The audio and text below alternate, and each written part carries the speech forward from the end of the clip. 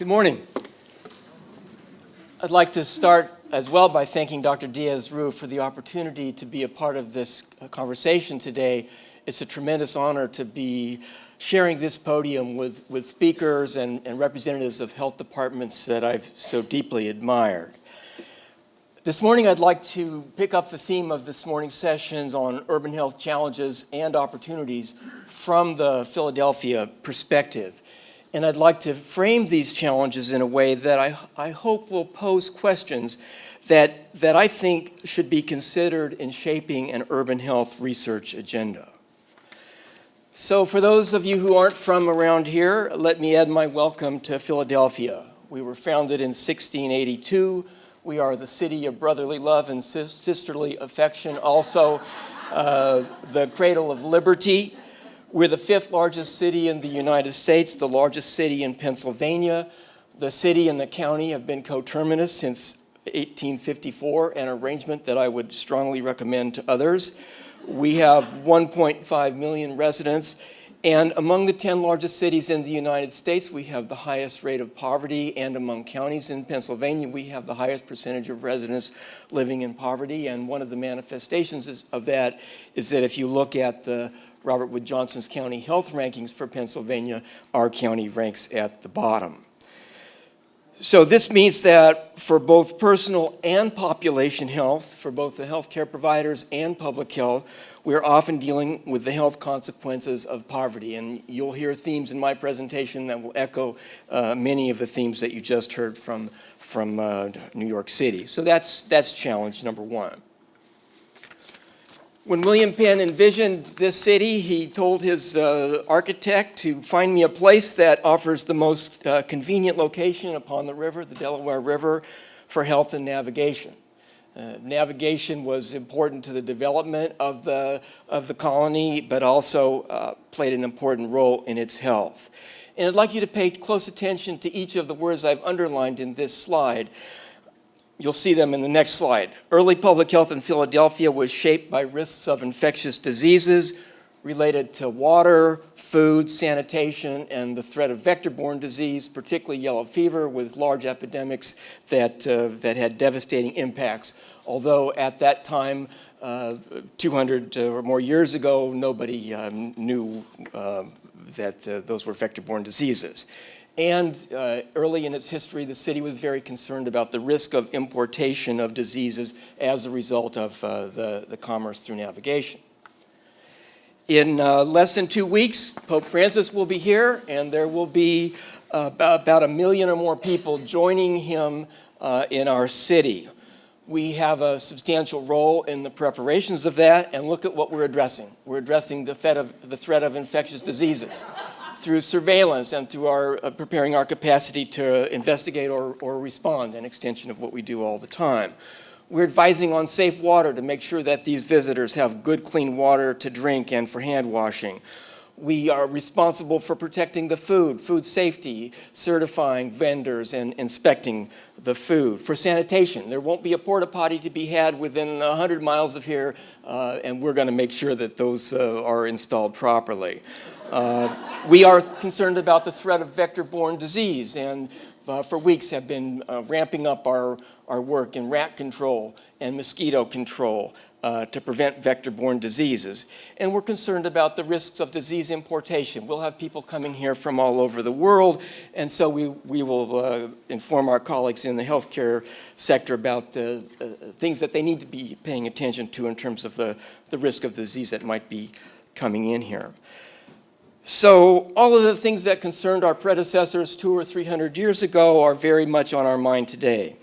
The point here is that there are certain dimensions of urban public health that are often far removed from the spotlight when we talk about the future of public health, but they are very important. They're very much a part of what we do, and they must be sustained. This almost echoes verbatim what you just saw from New York City. On the far side is a map of the level of poverty by census tract in Philadelphia in 1980 and 2010. Red is bad, blue is good. Red is more poverty. And you can see that there's been an increase in the prevalence of poverty.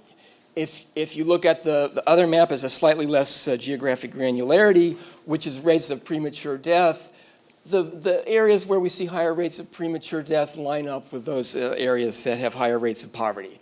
And it doesn't matter which social determinant of health I showed you or which public health outcome of importance I showed you, the maps would look pretty much just like that.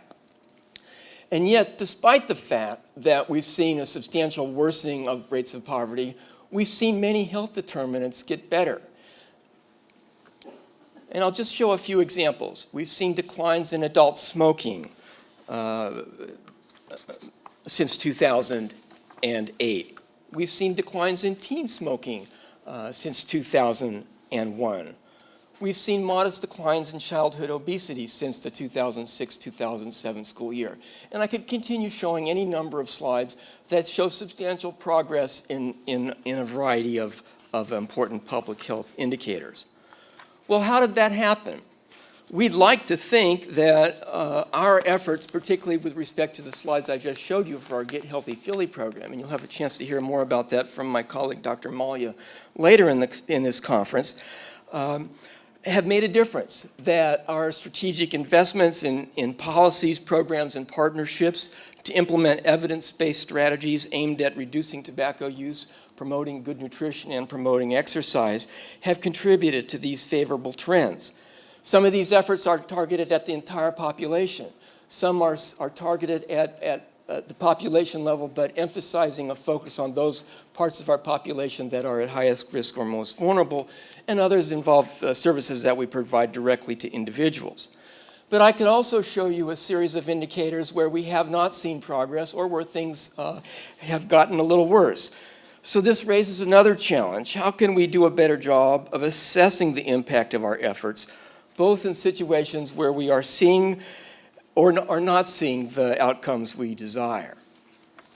There are a host of other important questions that we face. What is the value of accreditation? Our health department, as have many others, have invested a tremendous effort and work in becoming accredited. There's compelling reasons for doing that, but I think we need to be thinking about will accreditation, which is a huge investment being made by many public health departments across the country, will that really result in better public health?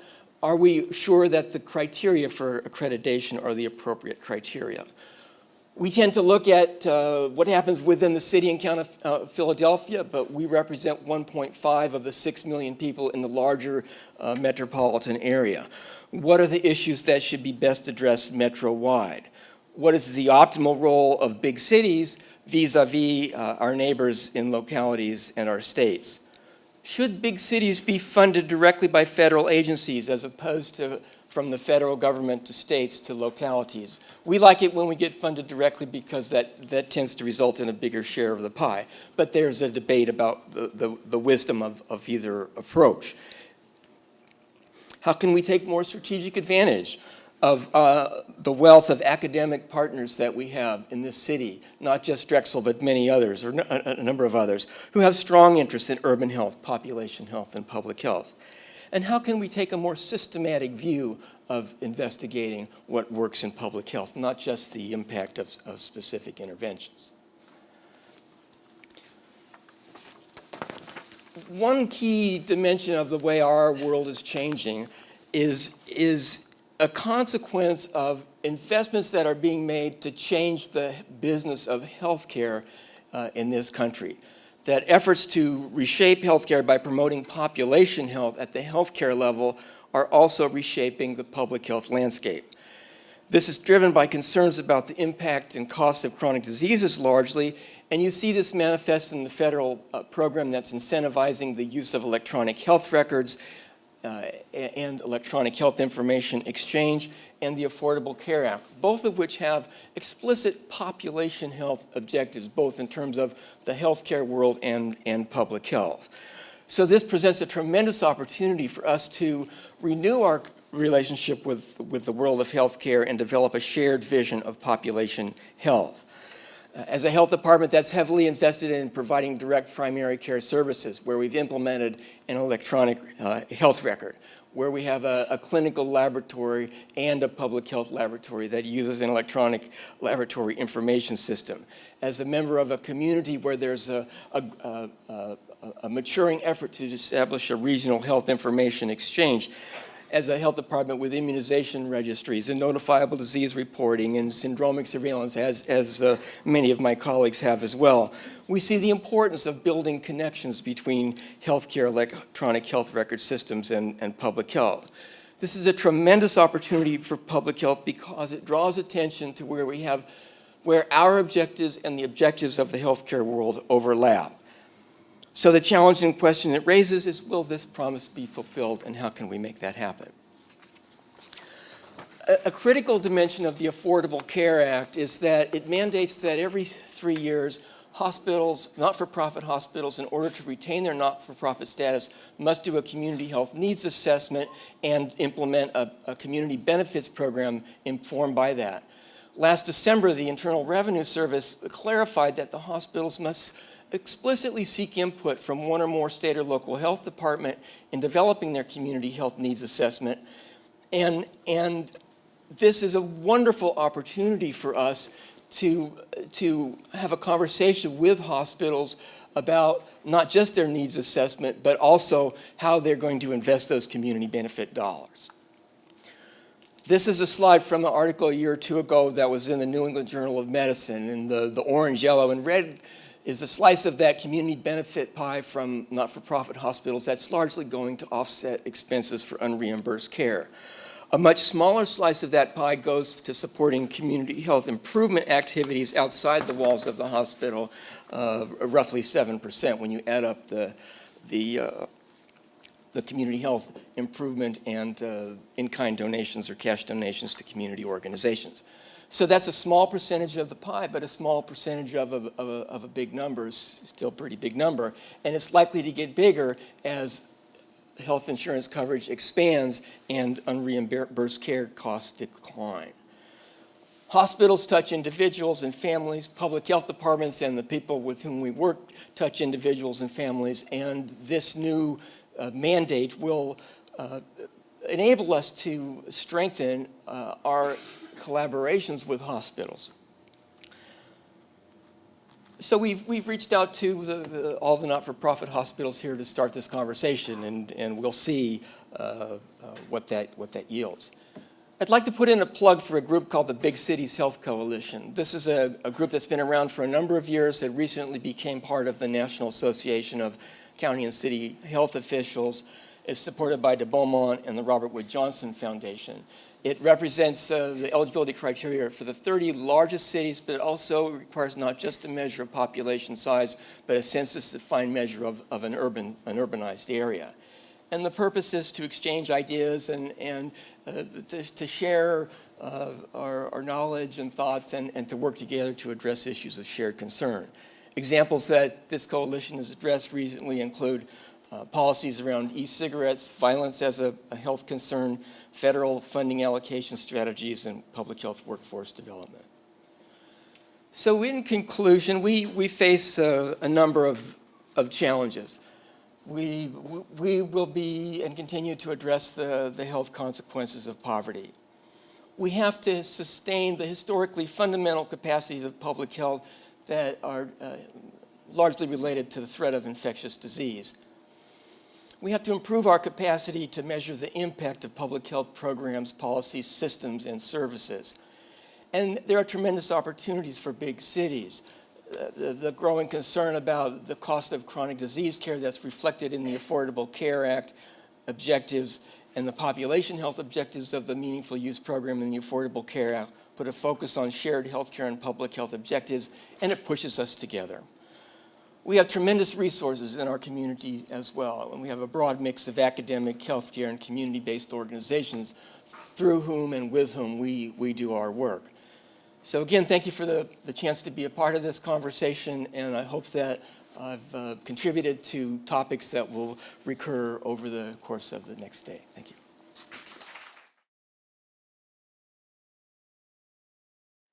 All right, good morning, everyone. Good morning. So I don't have slides, and I'm really short, so I'm going to see if I can step out and talk this way. But so I'm Lena Wen, and I am really honored to be here today. I wish to thank the dean, thank all of you for allowing me to be here, really to join this panel of my public health heroes. I mean, this is one of the problems of speaking after Dr. Buehler, Dr. Bassett, Dr. Buehler, that I feel like I have nothing much to add, except to say that I'm really happy to be part of a group that isn't just about admiring the problem. I feel like so often we present statistics, we present the problem, and we spend a lot of time looking at these disparities. But we don't talk about what is it that we should be doing, how we can be putting research into practice, what are the actions that we're taking in different locales around the country. And so really delighted to be here to join a group to talk about what are the things that we are already doing and what are the things that we could be doing better. And I love this is maybe my inner public health geek coming out, but basically everything that was said earlier by our speakers, I kept on thinking, yes, this is great. Using public health as a tool for social justice, fantastic. And so I'm glad to be here to join in this with this group that will together, I think, be fighting some of our most difficult challenges together. So I come to you from Baltimore, and I think that many of you have seen the images of Baltimore in recent days. And the images are not good. We've seen hundreds of cars being burned, dozens of buildings being looted and destroyed. We've seen individuals as the perpetrators of violence and individuals getting arrested. And we've seen, for example, also the story of Freddie Gray. And whatever happened, whatever we may feel about police brutality, about institutional racism, we also have seen public health in the news. We've seen that Freddie Gray, for example, was a patient who had lead poisoning as a child. We've seen that Sandtown, Winchester, where Freddie Gray lived, has a nearly 20-year life expectancy difference with neighborhoods that are right next door. And for better or worse, I do think that it's put Baltimore and public health in the spotlight on a lot of issues that may not necessarily be good, right? We're talking about poverty, we're talking about violence, we're talking about disparities. But I think it also gives us a framework for discussing what we can do moving forward. And as was mentioned by Dr. Bassett, Dr. Buehler, and others, this is not just a matter of statistics. But these are the people that we're serving. These are our residents, these are our neighbors, these are our family and our friends, and these are the lives of people in our cities. So I want to give you 3 ideas to think about. And I hope that these ideas apply to us no matter which city we're in, no matter if we come from academia or whether we come from the practice and government and foundation aspect as well. So the first idea is that we in public health, especially in urban public health, have to go to where people are. Go to where people are. And so, with the Affordable Care Act, there's been a constant debate, and I think all of us experience this in different ways, about whether we should be providing direct clinical services as the public health agency, or whether those of us in academia, what is our role in direct care? What should we be doing? And I'll tell you that in Baltimore, I would love it if we did not have to do immunizations or school health, right? It would be great if every single student had a primary care doctor. But that's not the case. We have 85,000 students in our city, in public schools, out of a population of 620,000. That's a lot of people in our city. Basically, 1/8 of our population are in schools of some kind. And every year, we just had the start of school, we have thousands of students who don't have their immunizations. That's the reason why we believe in staffing we staff all of our schools with a nurse or nurse aide or nurse practitioner. Because it's not that our students are going to be able to get care some other way if we don't have these services available to them. So it's important for us to provide those stopgap services in that meantime, and to prevent, for example, students from waiting for many hours in the ER in order to get services that can be provided where they are. I'll give you another example of this as well. In the middle of the unrest, we saw what happens when there are services that are disrupted that we cannot even possibly have imagined. I mean, we never planned, for example, for dozens of our pharmacies to be burned down, looted, and otherwise destroyed. And I remember at that time when we were in the middle of thinking, how safe are people going to be? How safe are our staff going to be? How safe will our staff who are going to do home visits going to be in the community? We also heard stories of our patients, from our patients and our residents who were not able to get access to their basic medications. I remember this woman called our 911, our 911 line in the city, our 311 system. And she was so short of breath that she was speaking like this. And I thought maybe she was out of her inhaler. But actually the medication that she was out of was Coumadin, because she had pulmonary embolism and was being treated with Lovenox and Coumadin for her PE. And so she was literally dying because she was out of her medication. So we had to figure out then how to get people access to these meds. And I remember calling these pharmacies. We called Walgreens and CVS and whoever was in the city, and they were saying, well, we don't understand the big deal, because there are dozens of other pharmacies, actually hundreds of other pharmacies in the city. Why can't people just walk a few extra blocks to get their medications filled somewhere else? Well, imagine if you're a patient who uses a walker, who's on oxygen. Maybe you don't even know, you're watching the news and you don't even know whether it's safe to walk out your door, because to everybody else, it looks like the city is burning around you. How are you going to be going a few extra blocks? Or maybe you get your prescriptions filled at Walgreens, but actually now you have to go to a CVS. How are you going to get that filled when your doctor's office is closed? And so for us in the health department, but I think also as a city, we had to figure out how to get people the care that they needed where they were. And so we set up a 24/7 prescription access service so that people could call us. And we literally hand-delivered prescriptions, which is not something that we're set up to do, right? This is not one of the core services that we provide.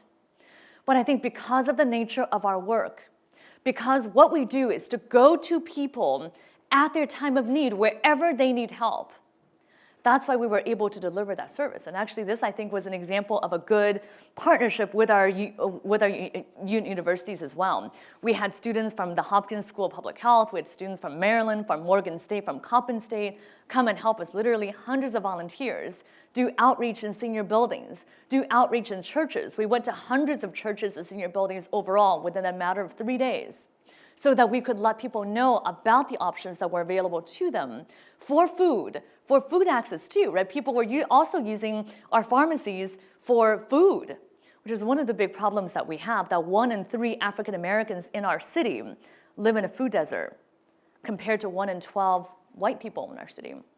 And so I think that it's those examples of going to where people are and using credible messengers for that service that we have to preserve in public health.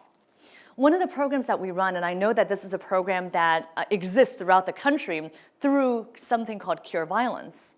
In our city, we call it Safe Streets. And we hire people who are often ex-offenders themselves to walk the streets and to mediate conflicts where they occur. So last year in Baltimore, our Safe Streets employees and contractors mediated 880 conflicts, 80% of which, 4 out of 5, were deemed to be likely or very likely to result in gun violence. Now, it's hard to quantify exactly how many lives this could have saved. But I think this is an example of something that we do in public health, where again, we go to where people are. And we have credible messages. You don't want me walking the streets of Baltimore in neighborhoods saying, put down that gun. The best way to solve this conflict is not through gun violence. I don't know that that's going to work so well. But we have people who come from the communities that they serve, who often were themselves drug dealers, who were convicted themselves of various things, but who are able to go back and serve people where they are. Now, I want to give you a second idea. And the second idea, and one that, again, I feel like now that I'm following this other people, I may be repeating a little bit, but I'll give you a couple of examples from Baltimore of why it's important for us to change the conversation and to shape the conversation in a way that puts public health out there in a proactive way. Because So often we think about, if you ask people, if you go to a community meeting, as we often do, and go to a community meeting, you say, what is public health?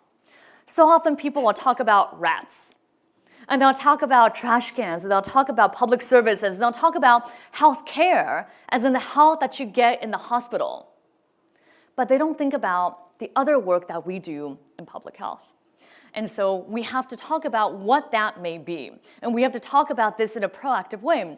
And we also have to talk about things that work, especially in Baltimore where we have so many bad things that have happened. We want to talk about our successes as well. So let me tell you one of them that we're particularly proud of. Back in 2009, our city had the 4th worst infant mortality in the country. And but it was not for lack of trying, right? There were literally hundreds of groups, community-based organizations, sororities, fraternities, and the city working on reducing infant mortality in different ways. So we decided that we were going to band together as a city and have all of these different agencies work together under one umbrella, the Be More for Healthy Babies umbrella. And as a result, we have now celebrated this last year the lowest infant mortality that we've ever had. We had also, for lead paint, for our prevention work, we had an 86% decrease in the number of children who suffered from lead poisoning between 2002 and 2012. It's important for us to change the conversation from things that don't work to also talk about the things that do work as well. Let me give you a third and final idea, and this is one thing that we are also struggling with in Baltimore, that so often we have to think about our long-term strategy, and that's really important because we can't just talk about the low-hanging fruit that's right in front of us. But we also do have to show short-term wins as well. For us, when we look at the violence that's occurred, we have to talk about trauma. But what's underlying violence and trauma is also substance abuse. It's also unmet mental health challenges. And so how can we show, in these problems that have taken root over generations, over decades, how can we also show some short-term wins as well? So for us, for example, we've been focusing on overdose prevention because this is a matter of saving lives. So this year, for example, we've increased our overdose outreach and training by over 400%. This year, we've already trained 3,000 of our residents, not just our police officers and first responders, but also family and friends. We're doing outreach on the streets. We're doing outreach in jails. We're working in shooting alleys to talk about the importance of all of us saving lives. And I think that's an example of course, we know that preventing overdose is really the last part of what we can do, right? This is really, we want to focus on prevention, we want to focus on getting people to long-term treatment, but if we're able to show tangible outcomes, intangible metrics when it comes to very specific things in public health, then that's one way of us showing our residents too that we're listening, that we care, and that we are working towards our goal of it not only improving health, but also of addressing social justice as well. Now, I know that our city has been in the news again for many bad reasons recently, and that there's so much work for us to do to rebuild that trust, to regain our sense of justice, and also to work together with our community so that it's not just top-down saying, here are policies that we have to enact, and that all has to happen. But I also think that this is an opportunity for us in the city, in Baltimore, to show that we can be an example of urban renewal of sorts, that we can rise and say that we're shaping our agenda as a city from a public health approach, that we can really do health and health policies as it applies to education, to employment, to violence prevention, to everything else. And I'm hopeful that our lessons in Baltimore, just like our lessons throughout the country, will be able to allow us to really fight these deep-rooted inequalities and address the deep-rooted public health challenges that we all face. Thank you for the opportunity to be here, and I look forward to learning from you during the rest of the symposium. Lena did a great job, right? That's the future of the public health leadership, and I want to thank the dean, too, not just for inviting us, but for putting practice at the beginning of the session to say, okay, well, so here are the people who are across our country who are struggling with these issues, and then spend the rest of the time helping us by coming up with good strategies. Many of the issues for Los Angeles look very much like the maps you've seen. South LA looks like the South Bronx. It looks like Central Philadelphia. And you don't need to see the maps because we have the same disparities, we have the same social problems. I want, like Lena, to focus on at least some hopes for solutions that people on the symposium can spend their time helping us to see which of these is the most likely to move us forward. So I think Lena touched on this, but I think a broad part of the premature mortality in cities across the US is the interlocking epidemics of substance abuse, mental illness, and homelessness. You can't separate them. They occur in almost all the same people at one time or another in their lives.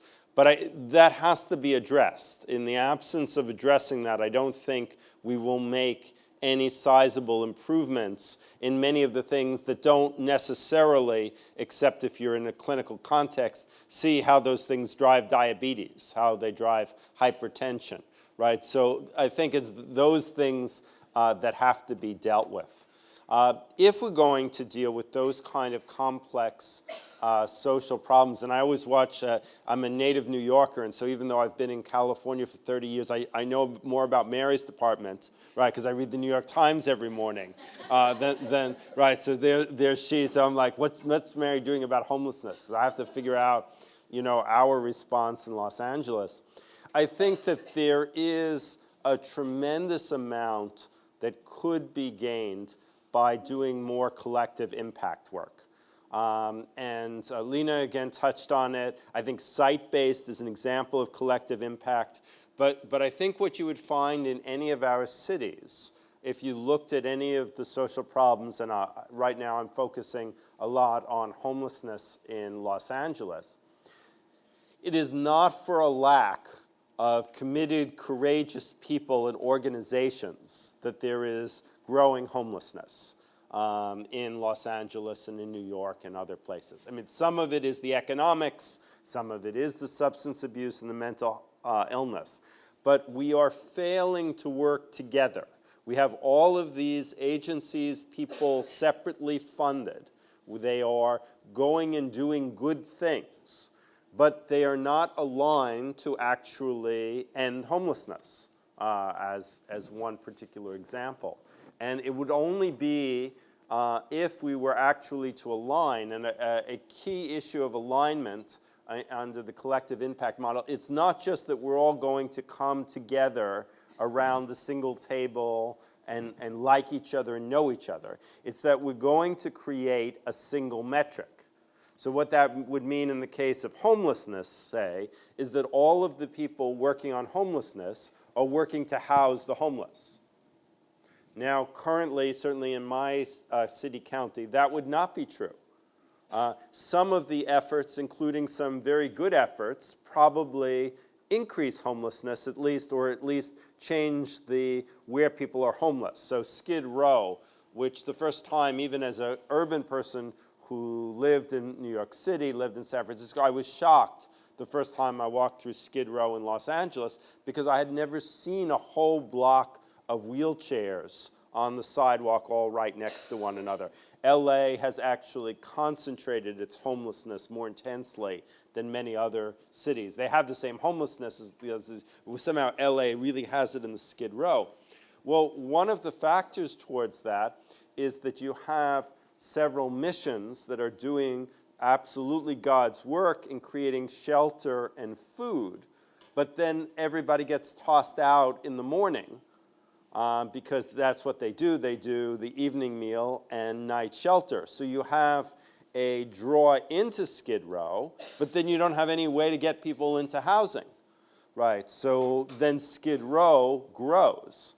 So how do you, a collective impact answer may be that, and as we're going to start working on, okay, well, sheltering people, feeding people, those are good things to do, but we need someplace for those people to go during the day.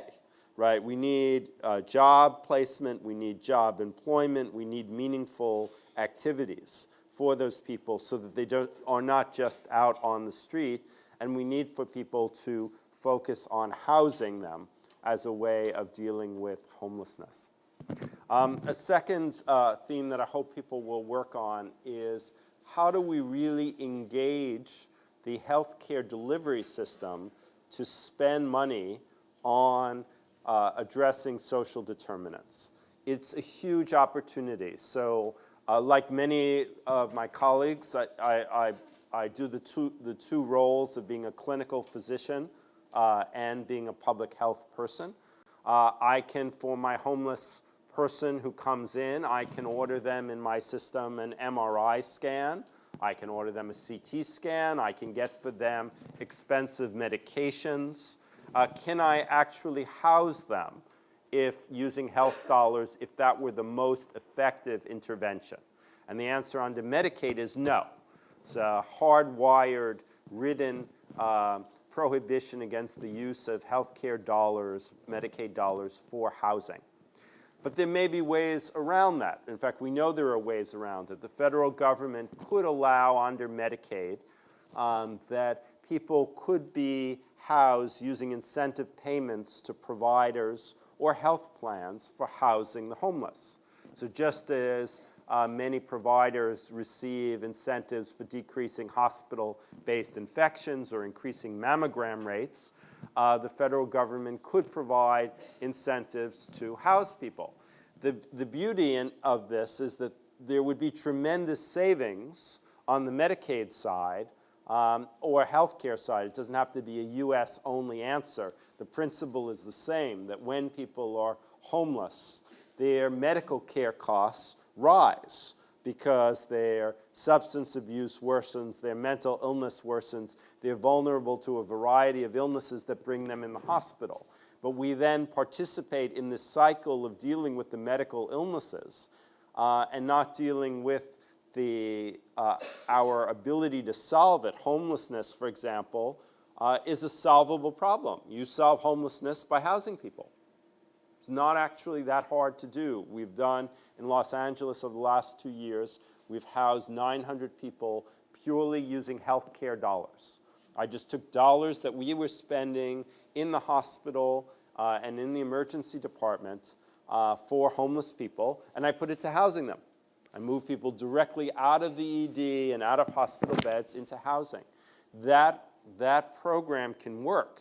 One of the things it requires, and I think this symposium is perfect for, is it really requires that public health people and healthcare provider people work closely together to identify the opportunities so that we can move money to take care of the individuals in the best possible way.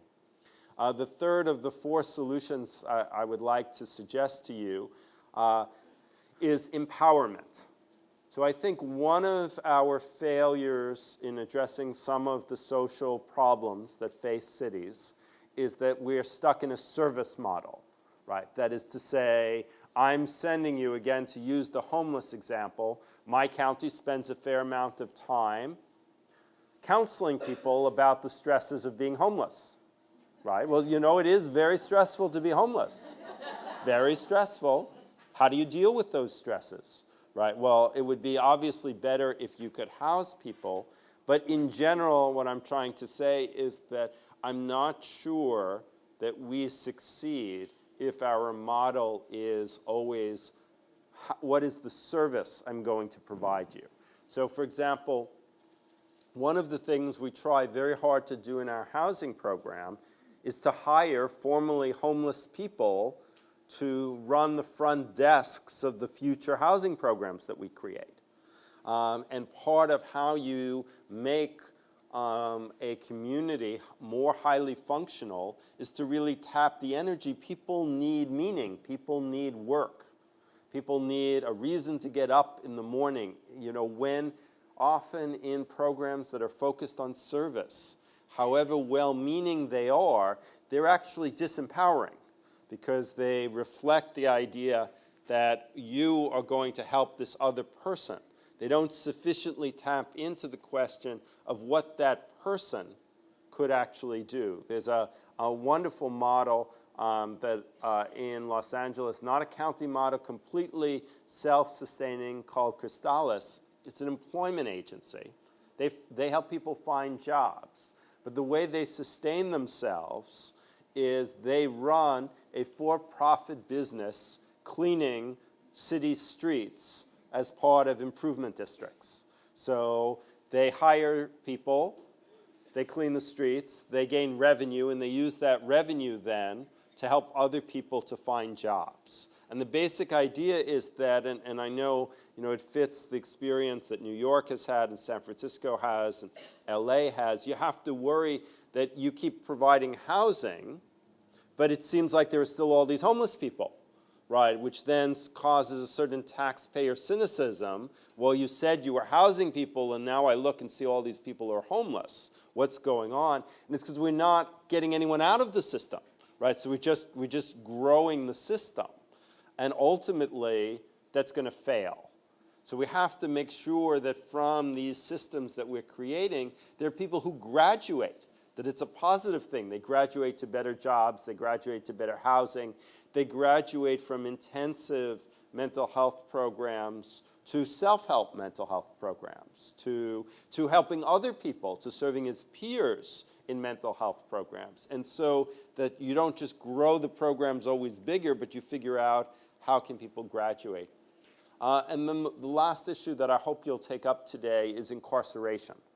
So LA, and this also fits Mary's sister agency, New York Health and Hospital Corporation. New York and LA are taking over the health care in the jails. And I think part of the opportunity there is jails, unlike prisons, are for short-term stays. So the LA jail, 17,000 people are in the LA jail on any given day. At least 30% of them have a mental illness so severe that they're requiring an antipsychotic. Probably 80% of them have a moderate mental illness and/or serious substance abuse issue. 1,100 people are released every day from the jail, and 1,100 come in. Where do those people go? Where are they released to? Right, they're released with a bus token to Skid Row, back to the place where there are all the people who don't have housing. And as we're incarcerating them, what happens? Well, first, of course, they lose their benefits, right? The counties pay from general fund instead of being able to pay for Medicaid or some other fund for the individuals. Their mental illness and substance abuse, does it get better in jail? No. Of course, it gets worse in jail under the stress of the conditions of incarceration. So whatever your views are of our prison system, and mine are not very favorable, right? The United States now incarcerates more people as a percentage than any civilization ever has. And if you want to talk about the disparities, right, I mean, there's no greater disparity of black and brown than in the jail compared, to any other place. So we have this, awful disparity where we're putting people for very short periods of time, serious mental illness and substance abuse problems, and those problems get worse because there is insufficient ability to treat them, and because the conditions of the jail actually make them worse. And then they get released. And I'll close on this point. If you think I'm focusing too much on this small group, think of how this small group is connected to their families, right? To families that don't have a wage earner, to the experience of violence, to the experience of the kids who are growing up in those families, to the emergence of these large numbers of kids in foster families because of it, that it's this narrow group, and that we have to address the needs of this narrow group if we're going to make the broader neighborhoods and communities healthier. Thank you so much. I don't know if you have noticed, I noticed outside that says Public Health Human Rights in the logo of this school.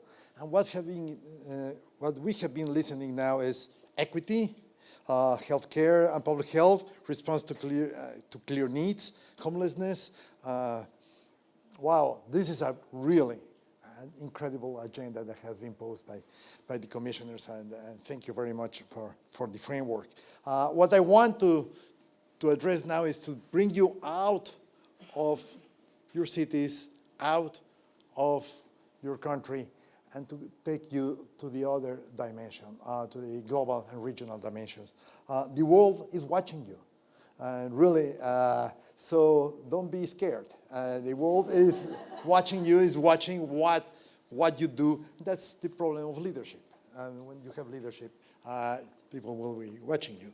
But I just want to make you aware that you have also watched and you have learned a lot from the world.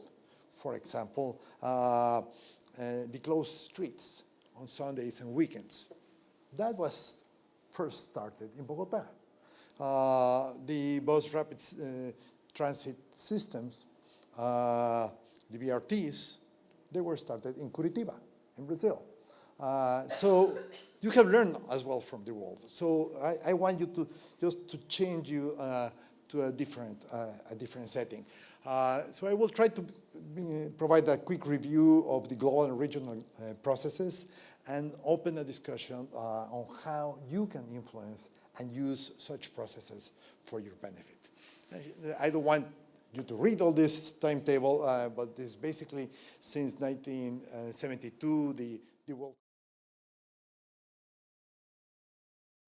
Human Environment Dimension started all the things that have been happening, but if we focus on this part, in 2007, the WHO Commission on Social Determinants of Health developed a knowledge network on urban health, and this network provided a framework to try to understand what is happening inside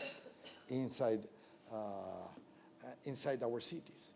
And I will not go through the details, but basically what you have is to acknowledge that beyond your place, your local city or municipality, there is a global and national context. You were talking about direct funding from the federal government to the cities. Well, there is a national context, but there is also a global context. And we have to act between the municipal determinants and the conditions of people. And that is where we act if we want to influence the final health outcomes.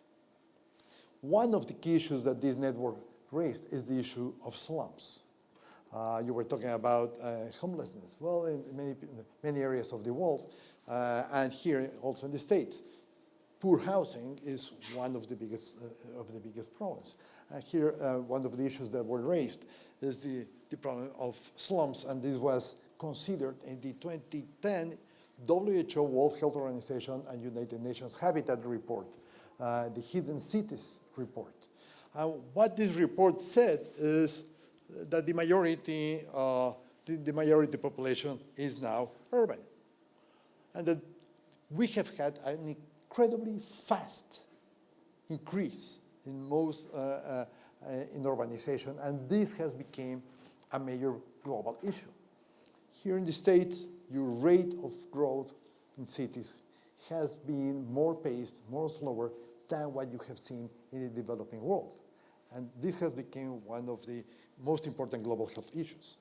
This has outpaced government ability to tackle with that. There is a disproportionate amount of poor health, as you have shown, because of the poor living conditions. And we require local involvement of communities and of governments. So it is true, we need the empowerment of people, as Mike just mentioned. Well, this was taken in 2010 to this initiative of World Health Day by WHO on how we mentioned 1,000 cities, 1,000 lives. And basically trying to call to 1,000 cities throughout the world to say, hey, what are you doing and how can you tackle health? Well, this call was at the end manifested by a meeting in Kobe, Japan. Not all the 1,000 mayors attended, but a lot of them attended. Not only 1,000 cities registered what they had been doing, but 1,500 of them. The 500 came from China. So they were able to provide a lot of that. But I just want to highlight what those attending that meeting in Kobe committed to in this call to action. They said, we commit to promote health and health equity in cities. So the issue of equity, what you are raising, was committed clearly in that meeting. We commit to collect and analyze data in a disaggregated manner. Before that, this was hidden. That's why the report is called Hidden Cities, because we don't see these inequalities. They commit to intersectoral action. We commit to assess the impact on health of urban policies and programs, other policies, how they affect health. Use urban planning, really insert public health into the urban planning processes, and provide the space for citizen participation, something that might sound common for you, but in most not so democratic countries does not happen that easily. Here you have, in the case of the Americas, for you to see the issue of inequity in some cities in the Americas has improved, but in others it has not improved. We have very large cities in the Americas that have been growing over the last few years. So that is why the countries of the Americas met together and asked the Pan American Health Organization, that is the regional office of the World Health Organization for the Americas, and the Americas include from Canada to Patagonia and the Caribbean. They asked the PAHO to develop and to bring a consensus on a regional action plan. So believe it or not, United States promoted this, and United States was a heavy supporter of this initiative. And I remember clearly Niels Delaire from the Department of Health and Human Services talking in the opening meeting of the Directing Council, calling for all the ministers, listen guys, we have to pay attention to urban health. So it was approved in September of 2011, the Regional Action Plan. And the Regional Action Plan is focused on strengthening institutional capacity on stewardship and provide the ministries of health and their departments of health at the local level on focusing on urban health planning, centered in people and in communities.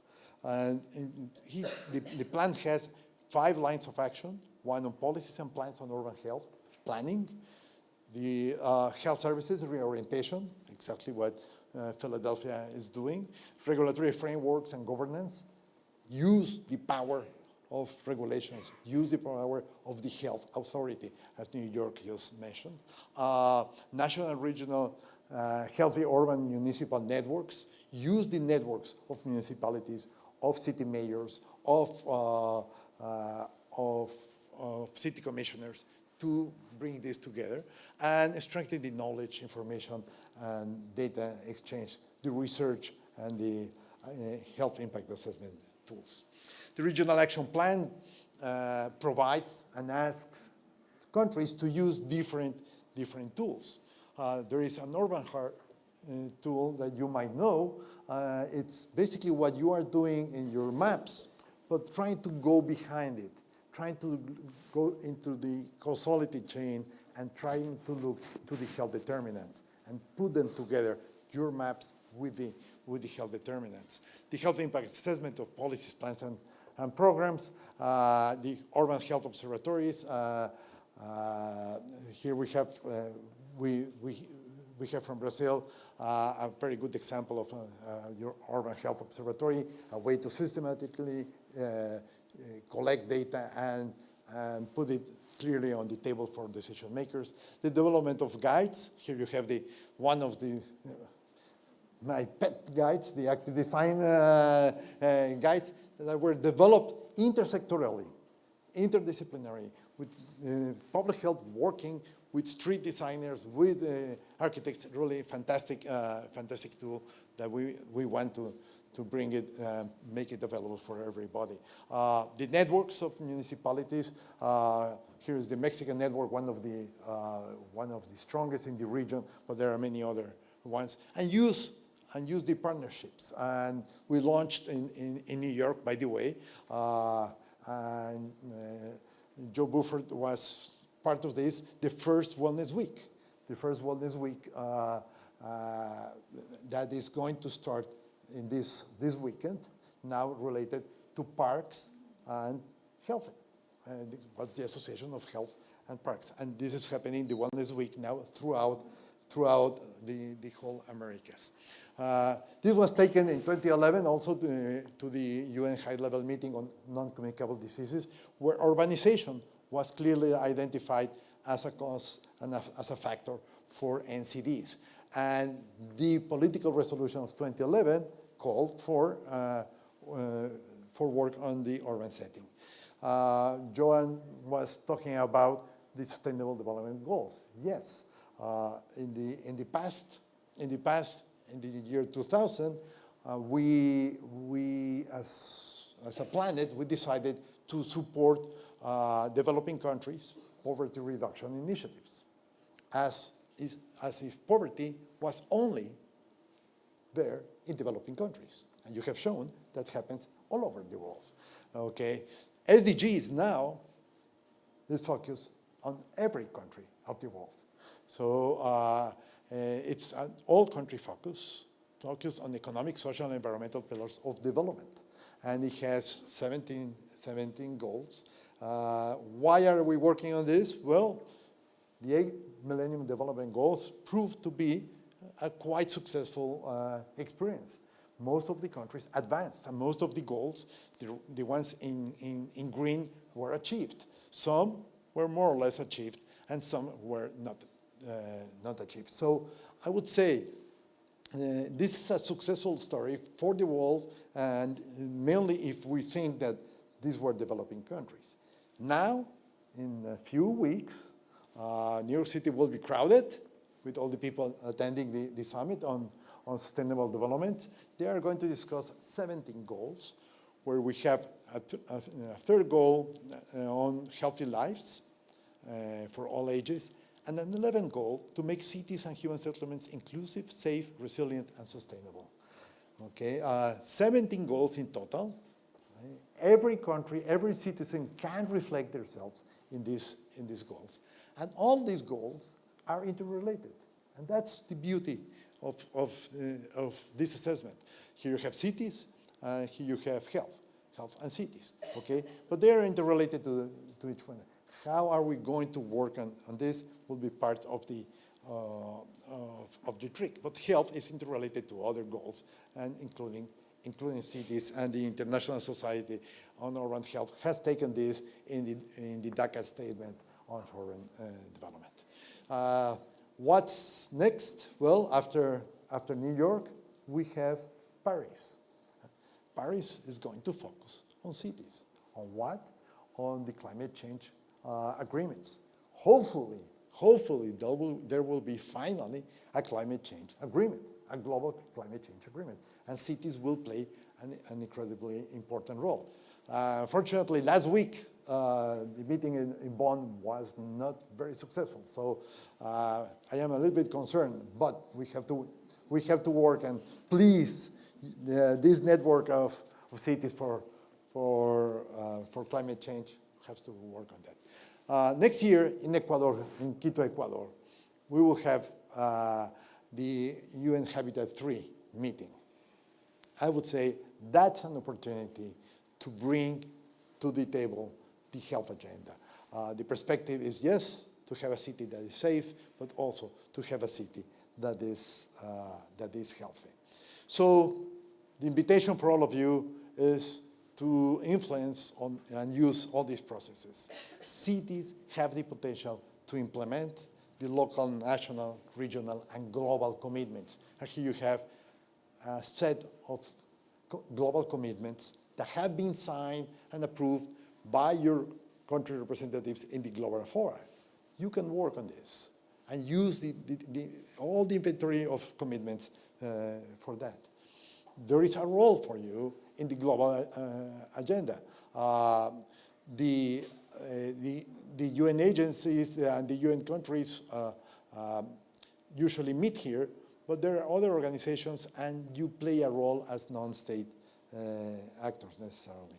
And finally, you can influence on data, knowledge, social support of policies, implementation, and accountability. Thank you very much. And I stop just in time. Okay, thank you. That was absolutely fabulous tour de force, and everybody touched on a really different aspect of the issues with the sort of same issues at the core, so great fodder for conversation. While everybody's screwing up their courage and getting ready to ask their question, I think we'll ask you to raise your hand and the mic will come to you. One of the things we didn't talk about too much, and I just wanted to throw this out to each of you, is the issue of governance. When you talk about collective impact, some people would say aligning interests is a kind of governance, but obviously government, which you all represent, is really important. So how do you get the political leadership to take on a health agenda, a public health agenda, in regard to the kind of support that you need? What are some of the obstacles? What are some of the strategies that you've created to make that happen? Is that going to me first? Well, let me start. Yes. So that's obviously a really important question, because many of the communities that we've all been highlighting as bearing an excess burden of numerous poor outcomes. I mean, not just health, but education, mass incarceration. If we looked at which neighborhoods light up, it's the same neighborhoods, are neighborhoods that are deprived of political power. So in talking about going to neighborhoods, we have to acknowledge that we have also to deal with the fact that the policy environment of those neighborhoods not determined there. It's determined more broadly. In New York City, we're in a special situation because we have a Board of Health that has regulatory authority. That's one part. So our Board of Health, when it votes, it's passed a law. It's outside of the legislative process. So that is one part of it. And of course, the political leadership of the city is important. And New York City, for the first time in 20 years, has a declared progressive political administration, and this is also a great help. You now have microphones. So Yeah, we all have microphones. Yeah. I'll give it to you. You don't all have to take it up, but if you're interested, please do. In Philadelphia, we've had the very good fortune of strong support from our mayor, Mayor Nutter, who has been an advocate for public health, predating his term as mayor, as a member of city council, when he led the charge for Indoor Clean Air Worker Protection Act to outlaw smoking in restaurants and indoor spaces. We've had strong support from city council.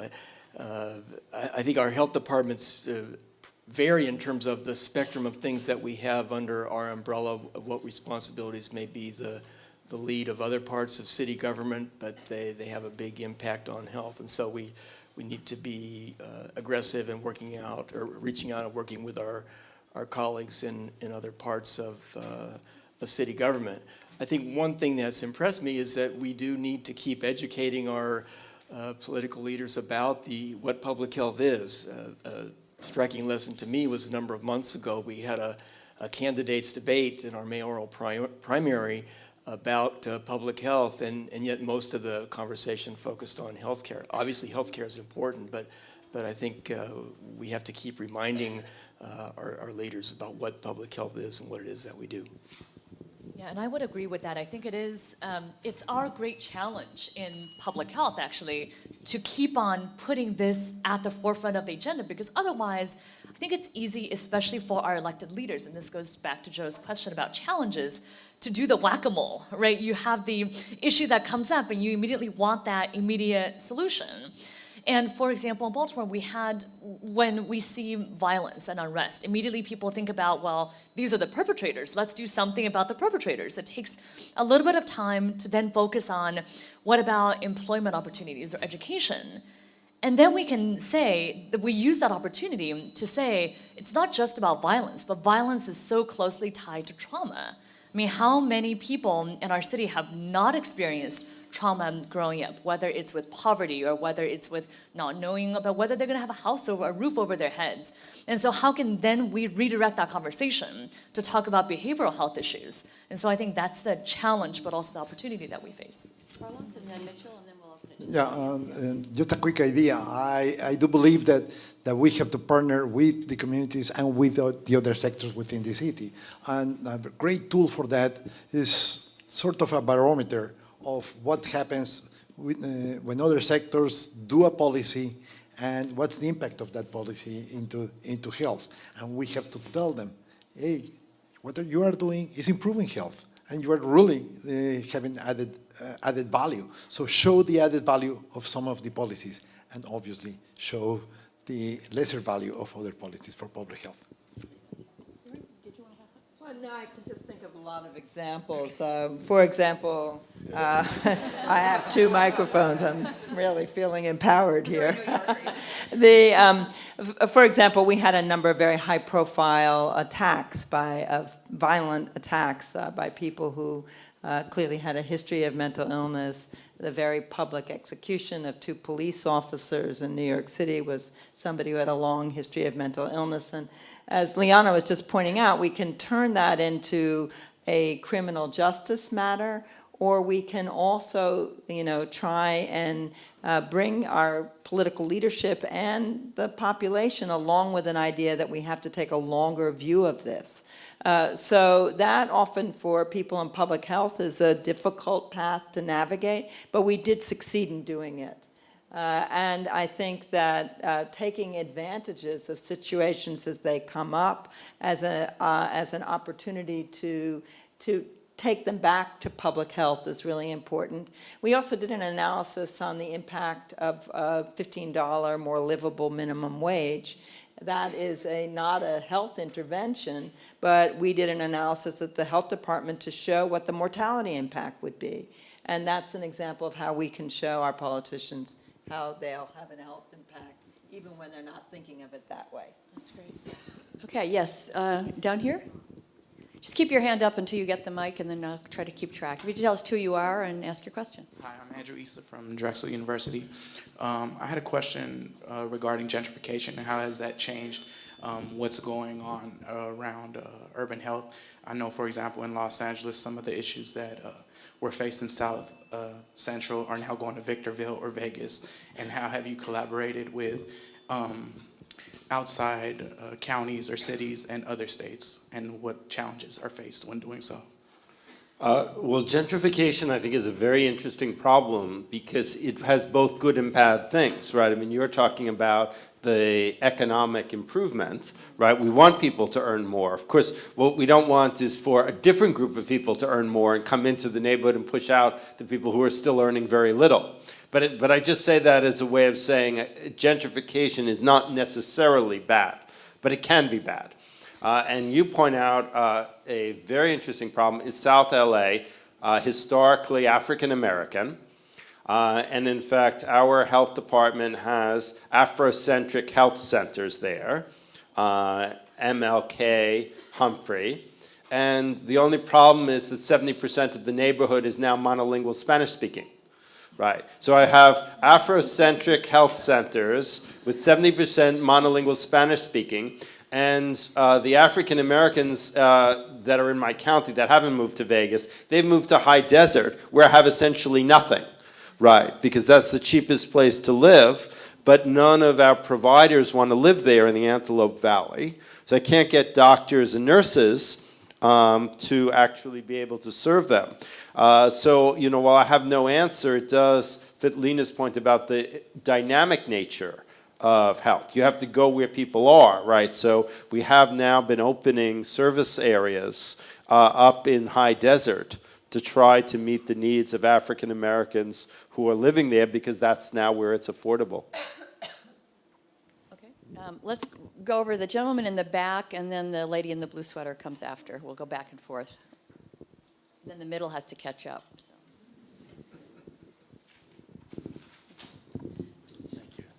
Thank you. Going back to the first question and issue that you were talking about. Could you introduce yourself, Oh, please? sorry. Arthur Frank on the EOH faculty here at Drexel. You were talking about the political support that is needed, and I think it's fair to say that in places like New York and LA and Philadelphia, there has been good political support at the local level, and that's certainly necessary but not sufficient. We have a chair of the Environmental Committee in Washington who doesn't believe in climate change. We have a legislative body that's trying to do away at every turn with ACA and taking health care away from people just as you're trying to give it to them. So I'm wondering if you might want to comment at the larger level how we deal with those political issues, and maybe as a corollary, for those of us that are in academic situations, what can we do collaboratively with you or in our own way to help further education, perhaps not so much at the local, but at the national and perhaps international level as well? Carlos, do you want to start with that one? Well, that's not an easy one. Otherwise, we would have had a very successful bond meeting, and that was not the case. I do think that now that I have moved into an academic institution from the Pan American Health Organization, I do think that there is an urgent need for academicians to translate their knowledge to the policymakers and to make an explicit effort. I know that there are also structural things within academia that does not help on that, but I would say that is something that is badly needed. Really, a lot of the knowledge is not being translated to the community nor to policymakers. That would be one thing. I can say, I came from the academic world not too long ago to government. I've never been in government until this job, actually, and so I understand more the academic world than I do of government service. I think that there's a lot of fear within academia because we are pretty conservative, and I don't mean politically, but just in terms of the academic institution or medical institutions. And there's this fear of, well, what would happen if we step outside? And how do we really talk to policymakers? Do they want to listen? And I'm here to tell you that they really want to listen. And in fact, that if your voice isn't heard, some other voices are going to get heard instead. And it's so much easier than you might think. So I'll give you an example. Last week or 2 weeks ago was International Overdose Awareness Day, because there's an awareness day or week or month for everything, right? But at least in this case, so you've taken advantage of the opportunity. So we had International Overdose Awareness Day, and we invited our entire federal delegation representing the Baltimore area to all these events. And they gave me naloxone, I gave them naloxone. It was kind of fun. It was a good idea to involve them hands-on in all the various things that we do. And we also invited leaders from our academic institutions and students to volunteer to do outreach trainings and to also educate our policymakers. And I realize this is a small example, but I think that that's one way to really get yourself into these conversations as students and practitioners and professors and researchers in a way that's really tangible, because you can see that it's not that scary, and also that then builds that relationship for you to not only advocate on that one issue that you're there for, but also on the larger issues as Dr. Frank mentioned, on environmental health or ACA and other things too. Yeah, I just want, maybe while you're coming to this lady who's next, just having been in the Clinton administration on health, I think one of the things that comes up very clearly is really the federal government has very few levers in the public health arena. It has traditionally been, historically, for a very long time, really local and state government led. And so I think that's a dilemma, but you want to know where to go to try to get the issue taken care of that you have to get taken care of. And then the other thing I would encourage, and I would imagine any school that Anna's associated with for very long, will be looking at explicit training of public health professionals in the process of translating evidence into actionable implementation, actual interventions for policymakers and program leaders. So those are two challenges, I think, that are well suited here. Yes, ma'am.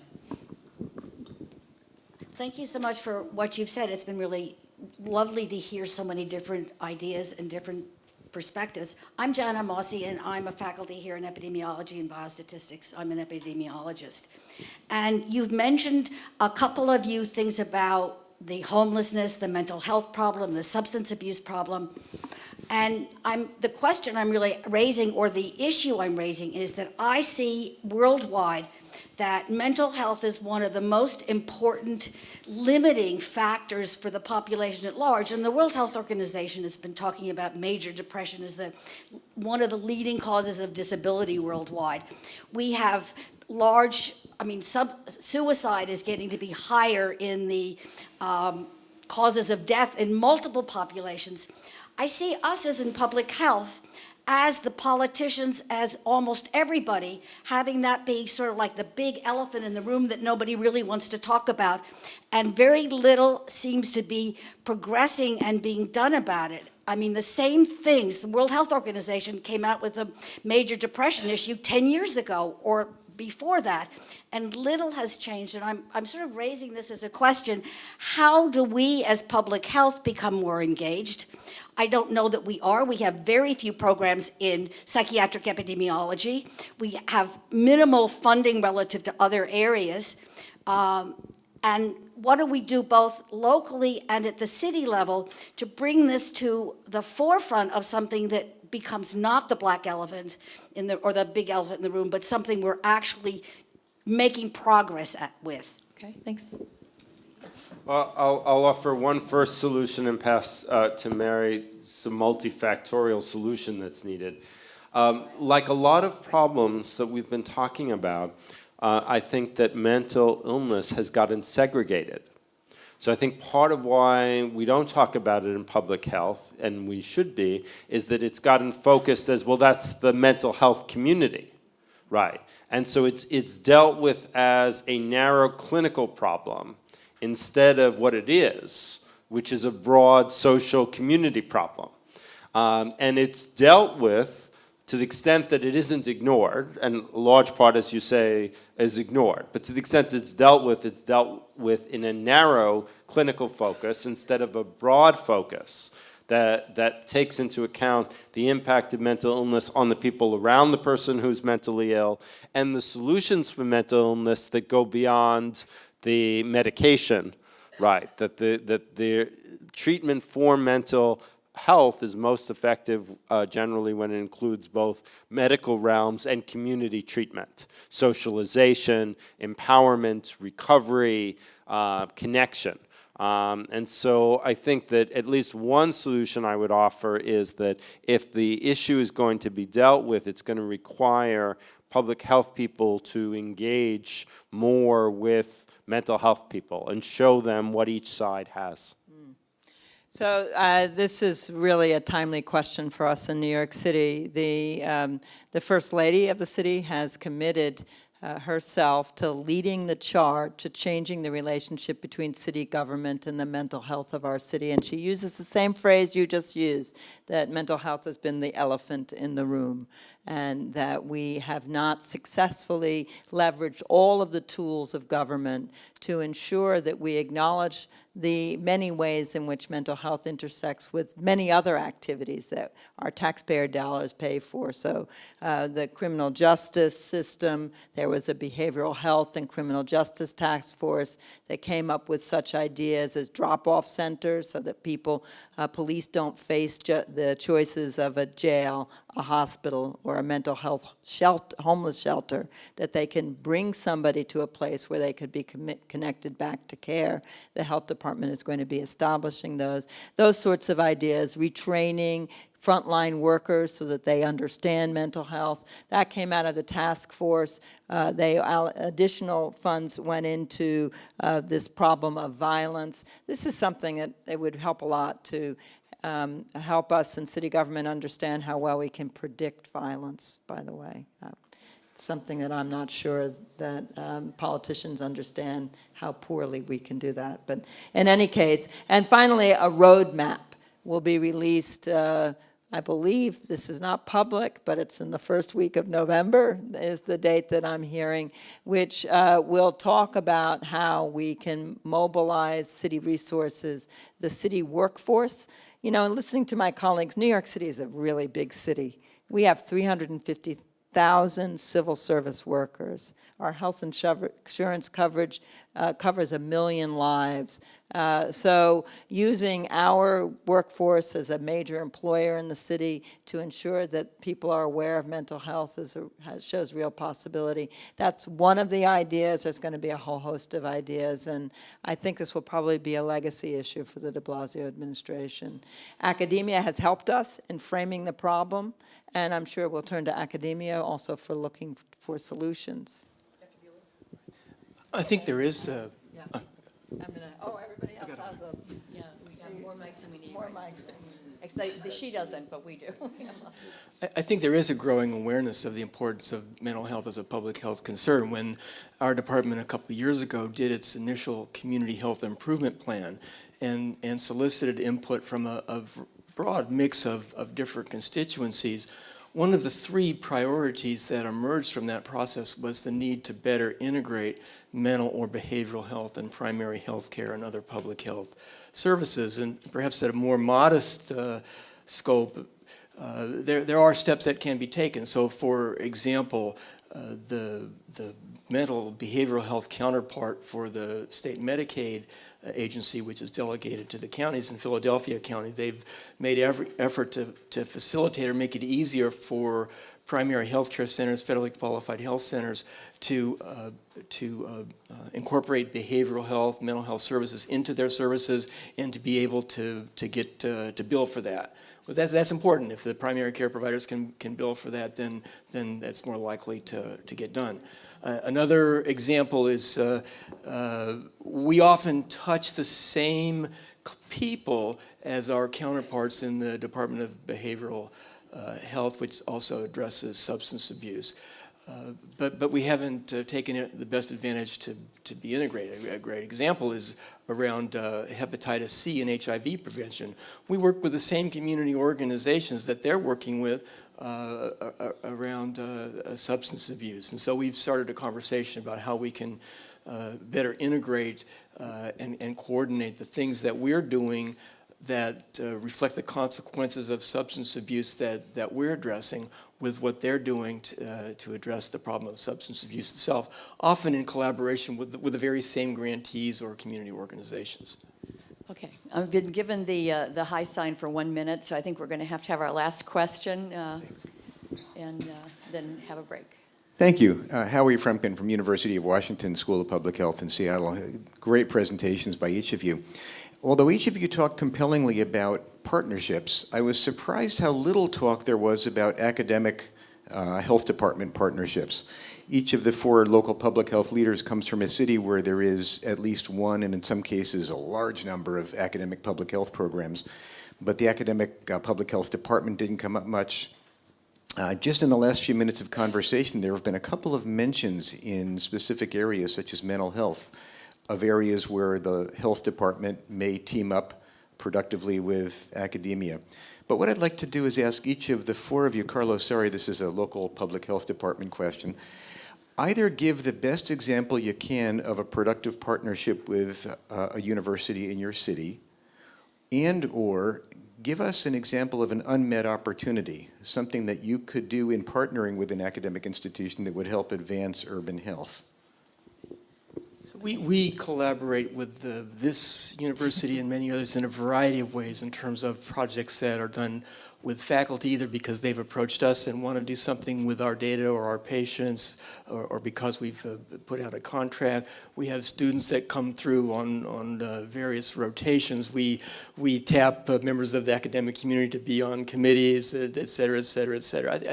And many of the healthcare institutions with whom we work are deeply affiliated with academic centers. We're working now with the College of Physicians in Philadelphia to develop a community-wide grand rounds in public health modeled after CDC grand rounds, where we hope to engage people from a variety of different perspectives on a quarterly basis to address issues of shared concern. So there's a lot of that interface, but my gut feeling is that it could be better. It could be more strategic. We could take more effective advantage of that. I think one thing that would be great is to have more opportunities for faculty members to spend rotations with us. And let me tell you, one thing you shouldn't do is send me a letter that says, "Hi, Dr. Buehler, my grant's due in a week. Can you please sign the attached letter of support?" Okay. Let's have a quick comment from our other panelists, Leanna. So we have maybe a unique problem in some ways in Baltimore, that there is significant distrust of one of our academic institutions. I mean, for those of you who have read the book about Henrietta Lacks, you know that, and I know that there are people from Hopkins in the audience, but that there, I mean, that is an issue in our community. And there is the perception in our community, in particular about Hopkins, but also about other researchers, that research is being done on you if there's an academic institution that's involved. And we see it somewhat too, right? We do see people coming into our health centers, approaching us all the time saying, we have a researcher who wants to focus on this particular area. How can we do research in your health department on this one area? And so we've started to turn this around and instead say, you let us know if you're interested in working with us in some way. And this is for all academic institutions. We will tell you what we need your help with. Whether you give us a broad area, like I'm an epidemiologist, we will give you an assignment rather than you coming to us saying, this is the work that I want to do. And I think that's been effective for us so far. Academics haven't necessarily always liked it, but I think our community appreciates that form of collaboration in what we call reverse research day, rather than the research the other way. Well, yes, and quickly. So obviously partnerships with any entity are a lot more complex than any of us have talked about, because this is not a new idea, and it obviously doesn't happen immediately. And part of it is the kind of issues that Leanna's outlined. I think that one of our best opportunities is using these place-based lenses, and we are then collaborating, looking at everybody who's working in that place and using data to drive the priorities for what needs to happen. And that's what's happening in the district office areas. Additionally, we do the same thing. We generate a list at the department of what we consider to be our primary research needs, and we distribute it. And we've had mixed success, because all of you in academia know that you're driven by your funding opportunities and priorities. But I think we can focus on a neighborhood and probably achieve the best thing there. To add to what Mary said, I think we'd have to work more with NIH and CDC to get them to fund the sorts of things that would be helpful, because the typical conversation that I've had with great academic leaders, there's tremendous agreement, there's tremendous interest, but then it's very hard to find the grant that would actually support it, usually because the questions that we're interested in and the methods are messier. They probably would ultimately have more impact, but they often don't fit the narrow NIH guidelines of the tiniest little incremental gain in knowledge that someone could have. And Carlos, a lesson from abroad as a former dean in Mexico. Very quickly, I think there is something that can be learned from the experience of WHO and the more than 700 collaborating centers. What WHO does is make an agreement with an academic institution, usually, or even a Department of Health, and make an agreement for a 5-year plan on what are we going to do. In fact, the Comprehensive Mental Health Plan of 2013 that was agreed in the World Health Assembly was the first draft was worked with the collaborating centers on mental health. Okay, fabulous conversation. I could see we could go on for a really long time, but we have to stop and move on with the program for a break. Let me ask the audience to join me in thanking our fabulous colleagues for their work every day, as well as this conversation. Thank you.